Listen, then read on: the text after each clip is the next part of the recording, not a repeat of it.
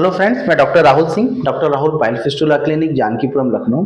आज एक टॉपिक मैंने लिया है कि फिशर अगर पेशेंट को है तो इसमें ऑपरेशन की आवश्यकता होती है कि नहीं। दूसरा चीज, ऑपरेट फिशर में ऑपरेशन बहुत सारे पेशेंट पूछते हैं कि सक्सेसफुल रहता है कि नहीं।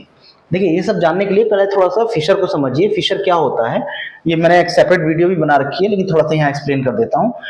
डेंटेट लाइन के नीचे एक लॉन्गिट्यूडनल कट लग जाता है। शुरुआती तौर पे अगर शुरुआत हुई है इसकी, आप डॉक्टर को दिखाएंगे, किसी भी गुदा रोग के आयुर्वेदिक डॉक्टर को दिखाएंगे, वो दवाइयों से ठीक कर सकते हैं इसको, आराम से दवाई से ठीक हो जाता है। लेकिन अगर ये क्रॉनिक हो गया है, आपने पुराना कर लिया है, तो मान लीजिए सर्जरी करनी पड़ रही है या छारसूत करना पड़ रहा है, तो सक्सेस रेट क्या है।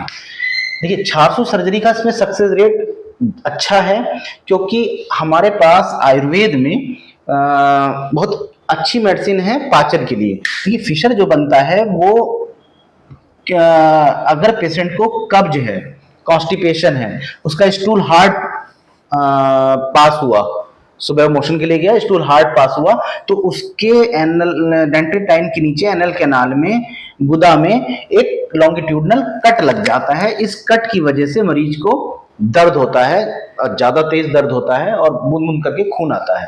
तो लेकिन इसका कारण क्या हुआ? कब्ज, कॉन्स्टिपेशन, पेट का सही से साफ नहीं होना। और इसका मतलब है कि आपके पेट का पाचन ठीक नहीं है। तो अगर आप अपने पेट का पाचन ठीक कर लेते हैं और शुरुआत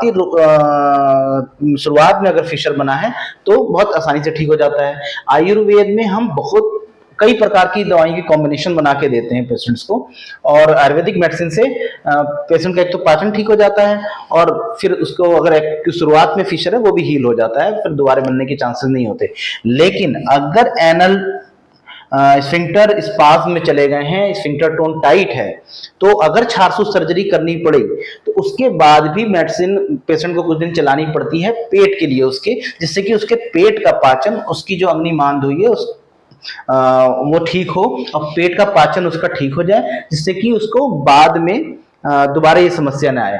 तो वैसे छारसूत सर्जरी के बाद मैंने तो नहीं देखा है कि दोबारा रिपीट हुआ है, लेकिन फिर भी पेशेंट को अपने पेट का पाचन ठीक करना पड़ेगा, अपनी लाइफस्टाइल चेंज करनी पड़ेगी, अपने खाने में फाइबर का इंटेक बढ़ाना पड़ेगा, अपने सोने का, जगने का टाइम निर्धारित करना पड़ेगा, अपने पानी का इंटेक प्रॉपर रखना पड़ेगा। अगर वो पेट को अपने ठीक रखता है और छारसूत करवा या कोई और सर्जरी भी करवाता है तो दोबारा बनने के चांसेस बिल्कुल मिनिमम होते हैं। लेकिन इंपॉर्टेंट है कि इसके बाद आप अपनी लाइफस्टाइल चेंज करेंगे, अपने खान पान को ठीक रखेंगे, जिससे कि आपके पेट का पाचन ठीक हो। पाचन ठीक होगा तो आपको कॉन्स्टिपेशन नहीं बनेगा, कब्ज नहीं बनेगा, और भविष्य में ऐसी होने वाली गंभीर बीमारी से आप बच सकते हैं।